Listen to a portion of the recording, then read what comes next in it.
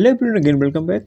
हम कर रहे थे एचएन और एचएन में हम यूनिट नंबर सेकेंड कर रहे हैं, इंट्रा ऑपरेटिव केयर्स। ठीक है, तो हम अब एंड ऑफ द चैप्टर पहुंच चुके हैं। 2-3 टॉपिक और बचा है। ठीक है, इसमें या तो कंप्लीट हो जाए या नेक्स्ट लेक्चर में पूरी तरीके से कंप्लीट हो जाएगा आपका चैप्टर इंट्रा ऑपरेटिव केयर्स। ठीक है, उसके बाद आगे हम प्रोसीड करेंगे कंटिन्यूसली।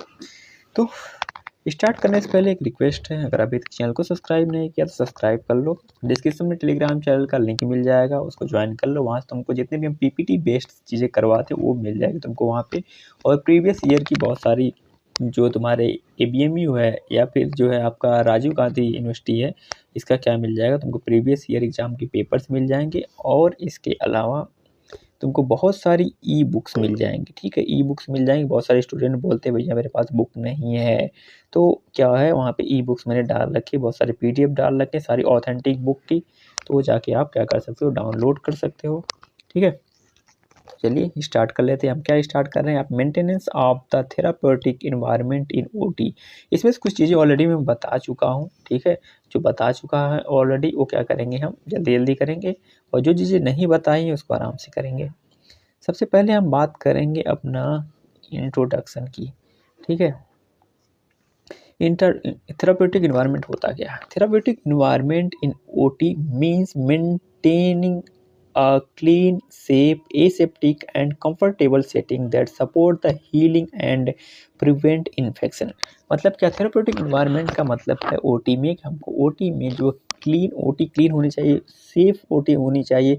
ऐसा नहीं कि बहुत सारे उसमें कंटामिनेशन की चीज़ें पड़ी हैं, काफ़ी टाइम से सेम ओटी चल रही है, उसकी साफ़ सफाई नहीं हो रही है। ठीक है, और कोई भी जो है एसेप्टिक टेक्निक वहाँ पे फॉलो नहीं हो रही है। तो क्या होगा, इससे बहुत सारे माइक्रोब्स वहाँ पे खुद जो है जनरेट होना स्टार्ट हो जाएंगे, मतलब ग्रो करना स्टार्ट हो जाएंगे। बहुत सारे फंगस ग्रो करना स्टार्ट हो जाएंगे, जिसकी वजह से क्या होगा कि जितना आप पेशेंट की कोई ठीक करने के लिए चीज़ें नहीं करोगे, उससे ज़्यादा वो क्या हो जाएगा, इन्फेक्शियस हो जाएगा। ठीक है, तो उसको क्या हो सकता है, हॉस्पिटल एक्वायर्ड इन्फेक्शन हो सकता है। ठीक है, तो इन चीज़ों को बचाने के लिए हम क्या करते हैं, ओटी में या फिर हॉस्पिटल में थेराप्यूटिक इन्वायरमेंट बनाते हैं।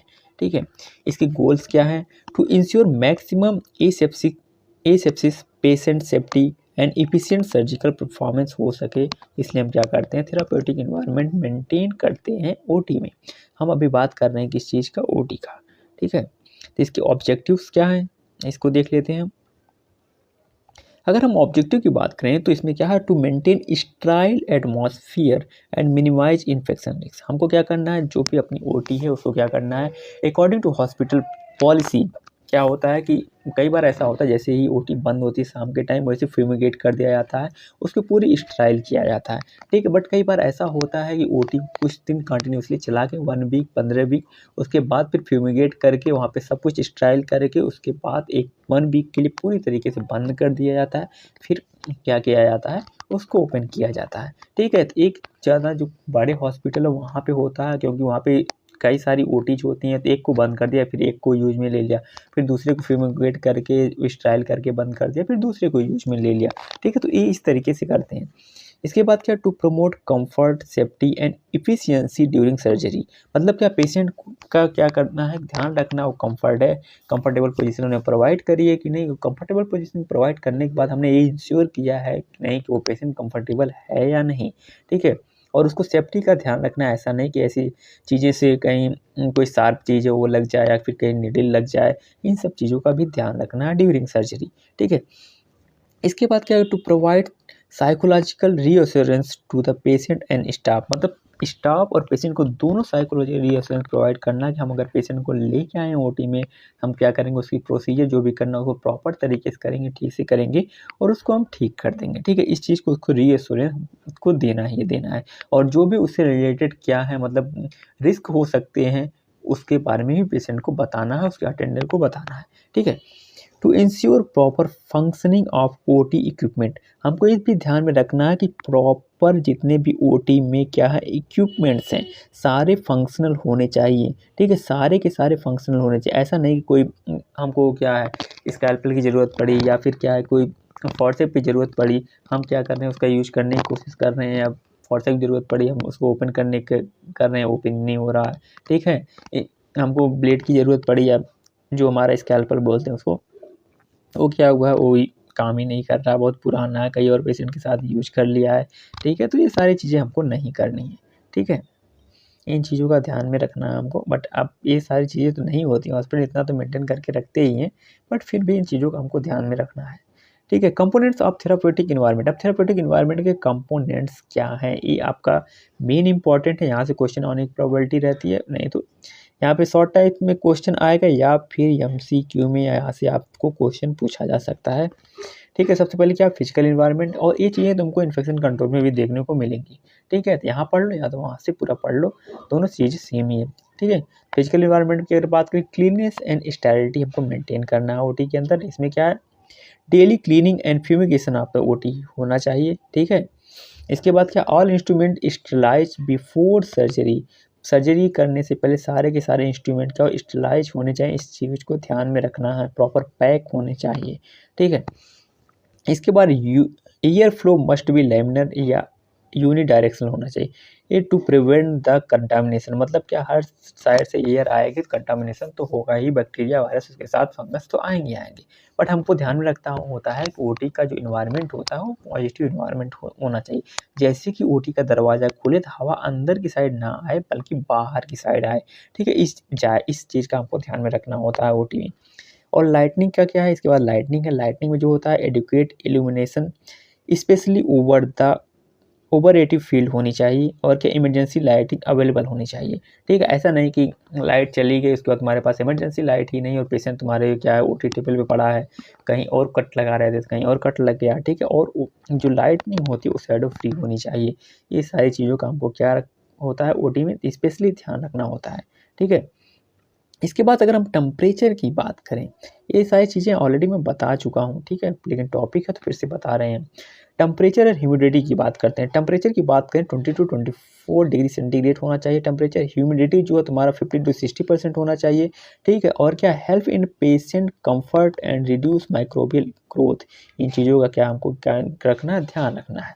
इसके बाद वेंटिलेशन की बात करें तो इसमें air conditioned with HEPA filter लगा होना चाहिए to remove dust and microbes. क्या करता है फिल्टर, डस्ट और माइक्रोब को रिमूव करने का काम करता है। और क्या, पॉजिटिव प्रेशर मेंटेन करना to keep the contaminated air out. हमको क्या करना, पॉजिटिव प्रेशर हमको मेंटेन करके रखना, जैसे कि क्या करें ओडी का दरवाजा खुले हवा बाहर की साइड जाए, ठीक है। ये मैंने ऑलरेडी बताया तुमको। इसके बाद नॉइस कंट्रोल की अगर बात करें तो keep OT silent and com for the concentration and the patient comfort, ठीक है। हमको क्या करना, ओटी को काम इन्वायरमेंट बना के रखना है। ऐसा नहीं कि वहाँ बहुत सारा शोर मचा रहे हैं, कोई चिल्ला रहे हैं और पेशेंट क्या हो रहा है, इरिटेट हो रहा है, इरिटेट होकर क्या हो गया, उसका बीपी बढ़ गया जिसकी वजह से कोई और प्रॉब्लम हो गई। तो इन चीज़ों का हमको ध्यान में रखना है वहाँ पे, ठीक है। तो इसके बाद एसेप्टिक इन्वायरमेंट मेंटेन करके रखना है तो करना ही करना, नहीं तो पेशेंट का क्या हो जाएगा कि हॉस्पिटल एक्वायर्ड इन्फेक्शन हो सकता है। इसमें क्या, style hand hygiene and surgical hand washing तो आनी ही आनी चाहिए जितने भी स्टाफ हैं उनको, ठीक है। ऐसा नहीं है कि बिना हाथ धुले आके उसका प्रोसीजर कोई भी परफॉर्म करना स्टार्ट कर दिया। बैरियर टेक्निक्स, ठीक है, बैरियर टेक्निक आनी चाहिए। बैरियर टेक्निक मतलब यार ध्यान रखना होना चाहिए तुम्हारा जो भी तुमने पहन रखना है वो क्या हो, पेशेंट से टच ना हो, मतलब इतना सारी चीज़ें, मतलब इस टाइप का बैरियर होना चाहिए। कोई तुम्हारा इन्फेक्शन जो है पेशेंट को ना लगे और पेशेंट का इन्फेक्शन तुम्हारे तक ना पहुँचे, ठीक है। बैरियर टेक्निक का मतलब ये होता है जनरली। इसमें क्या है, यूज स्टेराइल ग्लव्स हमको यूज करना है, ठीक है। कोई भी तुमसे इन्फेक्शन पेशेंट को नहीं होना चाहिए और पेशेंट का इन्फेक्शन तुमको नहीं होना चाहिए, बस। बैरियर टेक्निक्स का मतलब ये ध्यान रखो। इसमें क्या आता है, स्टेराइल ग्लव्स है, ग्लव्स मास्क है, कैप है, गाउन है, सारी चीज़ें आती हैं। इसके बाद zoning system in OT. Zoning system की अगर बात करें तो इसमें आउटर जोन होता है, क्लीन जोन होता है और एसेप्टिक जोन होता है और एक अनस्टेराइल जोन होता है। 4 जोन होते हैं टोटल ओटी में, ठीक है। तुम अगर ओटी में गए होगे तो वहाँ पे कहीं ना कहीं लिखा तुमको मिल जाएगा। आउटर जोन होता है एडमिनिस्ट्रेटिव एरिया होता है और क्लीन जोन होता है वहाँ पे चेंजिंग रूम होता है, कॉरिडोर होता है जहाँ से हम पेशेंट को लेके जाते हैं और एसेप्टिक जोन होता है जहाँ एक्चुअल ऑपरेशनल रूम होता है, वहाँ पर प्रोसीजर परफॉर्म किए जाते हैं। और एक अनस्टेराइल जोन होता है जहाँ पे हम सारे स्पेसिमेन को क्या करते हैं, हम वहाँ पे ला के डिस्कार्ड करते हैं, ठीक है। ये 4 होता है, 3 नहीं होता, ठीक है। क्योंकि मैंने अभी हमारी ड्यूटी लगी थी यहाँ पे, मैंने 3 पीपीटी काफ़ी टाइम पहले की बना के रखी है मैंने, बट क्या है कि अभी ड्यूटी लगी तो मैंने वहाँ पे देखा ओटी के बाहर, तो वहाँ पे outer zone, clean zone, aseptic zone और अनस्टेराइल जोन 4 जोन लिखे हुए थे, इसलिए मैं बता रहा हूँ, ठीक है। प्रैक्टिकली चीज़ें बता रहा हूँ हॉस्पिटल के अकॉर्डिंग। इसके बाद क्या, proper sterilisation and disinfection of all article होने चाहिए, मतलब प्रॉपर स्टरलाइज किए होने चाहिए, डिसइंफेक्ट होने चाहिए और प्रॉपर उस पर क्या पैक होने चाहिए और डेट पड़ी होनी चाहिए। ये सारी चीज़ों का ध्यान रखना होगा आपको। Use of sterile drapes and antiseptic preparation of operative site. क्या करना है, जब भी हम कोई भी जिस भी साइट का ऑपरेशन करना है जहाँ पर उसको पूरी तरीके से क्या करना है, आपको स्टाइल ड्रैपिंग करनी है, ड्रैप डालना है, पहले उसको एंटीसेप्टिक सॉल्यूशन से प्रॉपर उसको क्लीन करना है, ठीक है। उसके बाद ड्रैपिंग करनी है पेशेंट की, ऐसा नहीं पहले ड्रैपिंग कर दो। और ड्रैपिंग क्या होती है मैंने ऑलरेडी बता चुका हूँ, दोबारा एक्सप्लेन नहीं करूँगा। और जो भी अगर नया भी है इस वीडियो को देख रहा है, पहले जाके उसको देख लो, ठीक है। अभी मैंने प्लेलिस्ट में इन सारे इस इंट्राऑपरेटिव को ऐड नहीं किया है, जल्दी ऐड कर दूंगा, क्योंकि अभी भी हम जो पहले कर रहे थे वो कर रहे थे रिस्पायरेटरी प्रॉब्लम, उसमें 2-3 चीज़ डिजीज कंडीशन बची हुई हैं, वो कंप्लीट हो जाएंगे। उसके बाद मैं सब कुछ क्या करूँगा वहाँ पे ऐड कर दूंगा आपके लिए, ठीक है। इसके बाद क्या है, सेफ्टी मेजर्स। सेफ्टी मेजर्स का ध्यान रखना, सबसे पहले फायर सेफ्टी होनी चाहिए, नो ओपन फ्लेम होना चाहिए, कोई फ्लेमेबल चीज़ नहीं होनी चाहिए ओटी में, प्रॉपर इलेक्ट्रिकल कनेक्शन होना चाहिए वहाँ पे। इस चीज़ों का हमेशा रीअश्योर करते रहना होगा। एक नर्स का ही काम है सारी चीज़ें कि सारी भी जितनी भी वायरिंग है वो क्या है कि ठीक से काम कर रही हो, ऐसा नहीं है कहीं स्पार्किंग हो रही हो, वहाँ इधर स्पार्किंग हो रही है, उधर क्या कोई भी ऑपरेशन चल रहा है, ऐसा नहीं होना चाहिए, ठीक है। और प्रॉपर वेस्ट सेग्रीगेशन के लिए बिन होनी चाहिए अकॉर्डिंग टू BMW, ठीक है। बायो हजार्ड डिस्पोजल बिन होनी चाहिए, ठीक है। और क्या है, उनके लिए एक अलग से एरिया होना चाहिए जहाँ डिस्कार्ड किया जाए, ऐसा नहीं कि वहीं पे चल रही सर्जरी वहीं पे सब कुछ डिस्कार्ड ही किया जा रहा था, अलग से माइक्रो वहाँ पे क्या हो रहे हैं अब पैदा हो रहे हैं। इसके बाद क्या है, sharp handle, careful and puncture proof containers होने चाहिए।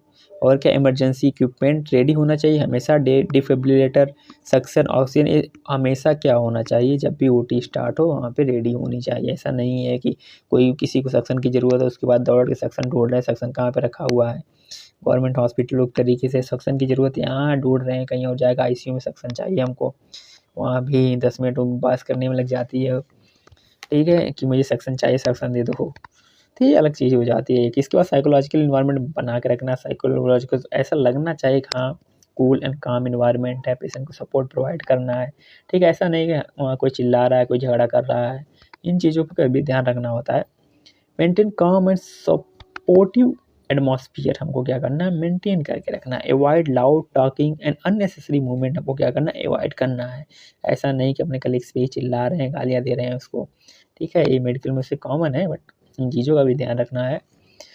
इसके बाद क्या, respect patient privacy and dignity, हमको मेंटेन करके रखनी है। ऐसा नहीं कहीं कोई भी फॉरेस्ट कैथेटर डालना तो ओपन में डालने लगे उसको फॉरेस्ट कैथेटर, और कहीं फीमेल है तो उसको ओपन में डालने लगे तो अलग से तुम्हारे ऊपर केस कर दी, ठीक है। इन चीज़ों का ध्यान रखना है, ठीक है। इसके बाद क्या है, communicate politely with patient and team member के साथ क्या पोलाइटली बातचीत करना है। ऐसा नहीं कि अगर जैसे गवर्नमेंट में आ गया पेशेंट तो अनपढ़ गंवार है तो उसको गाली दे के बात कर रहे हो, ऐसा नहीं है, ठीक है। इन चीज़ों का भी ध्यान रखना होता है।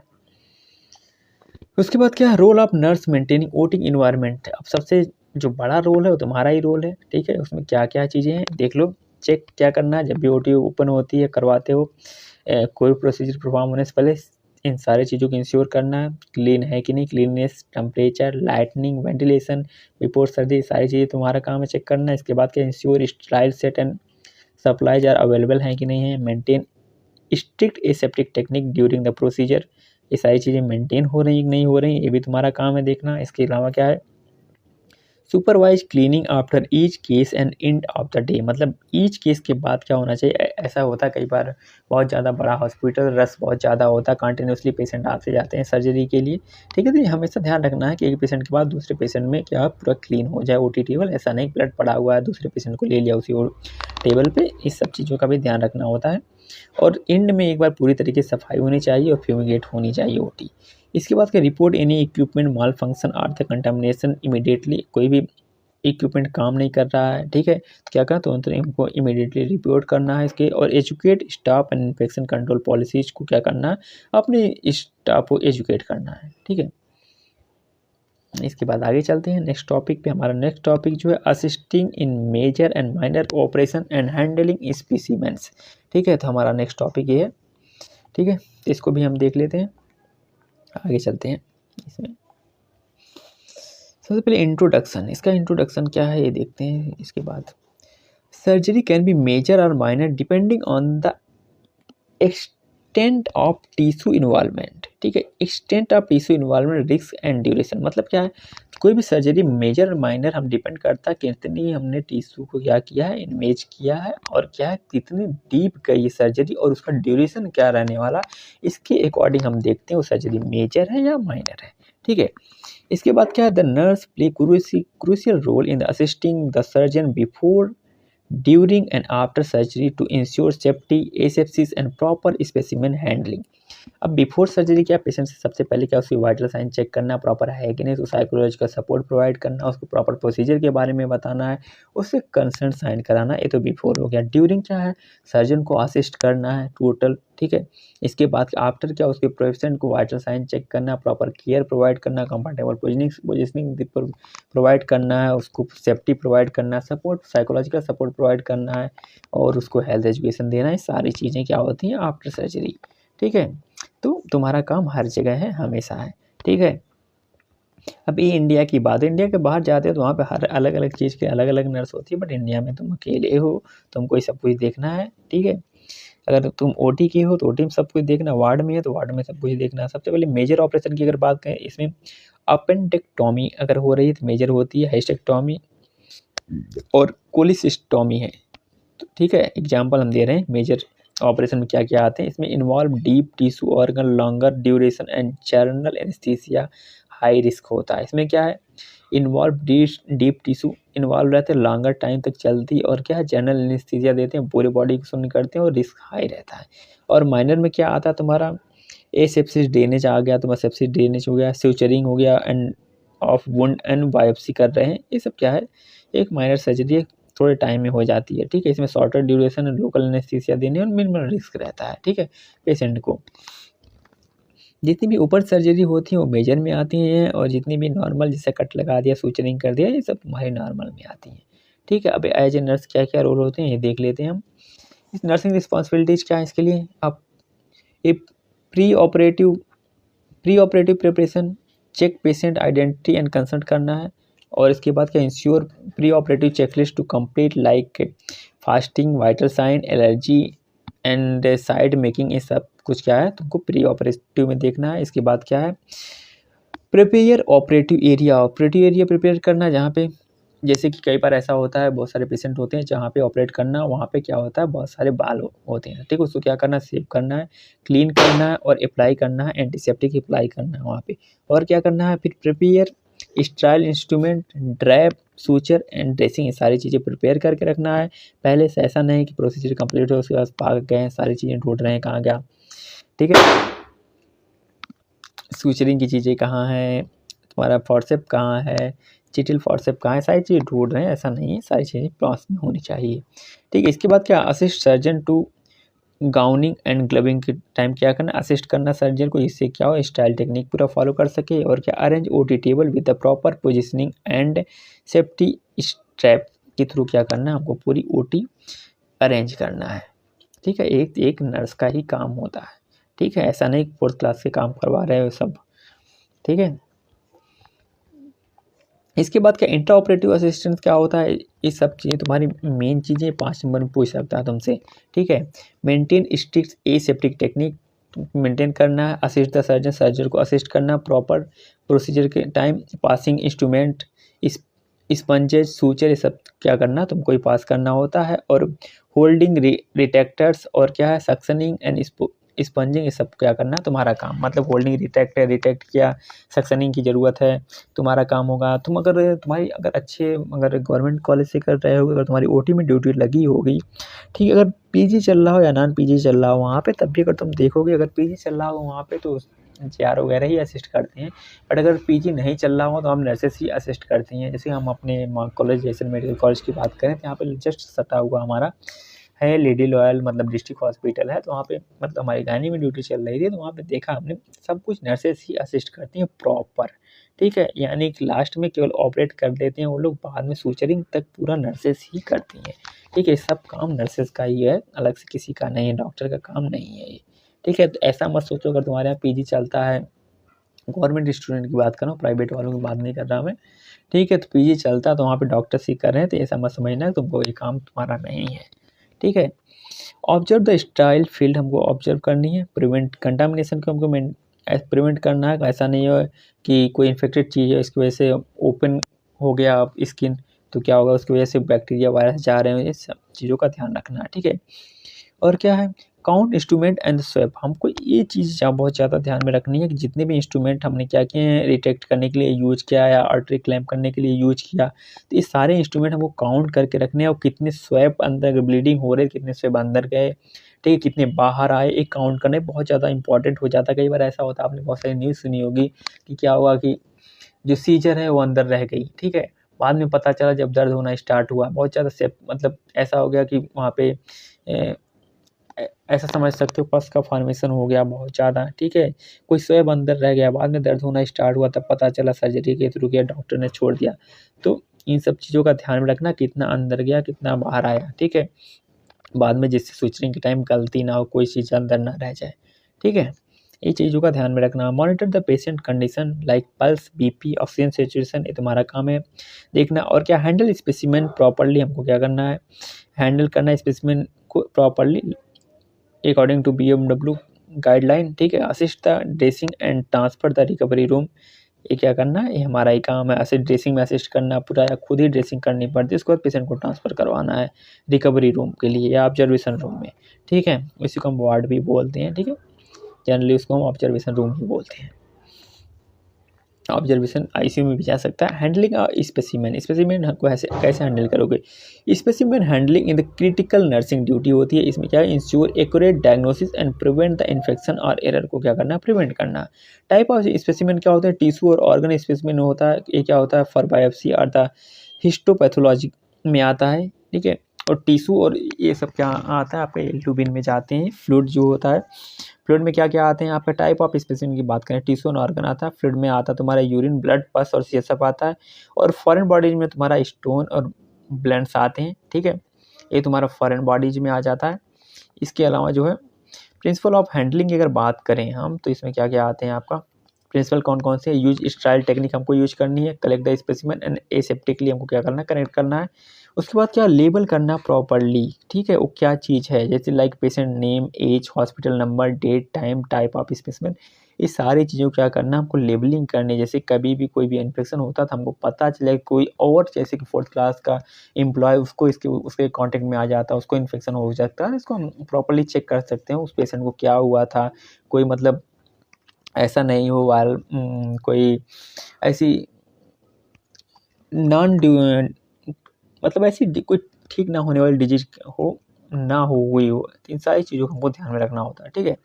इसके अलावा क्या, place in the appropriate container, जो भी कंटेनर एप्रोप्रिएट पे होना चाहिए। ऐसा नहीं कि हमेशा जब भी कोई आए जाए तो रास्ते में पड़े, ऐसा नहीं होना चाहिए। एक साइड होना चाहिए, वहाँ पे लोगों का क्या हो, आना जाना कम हो।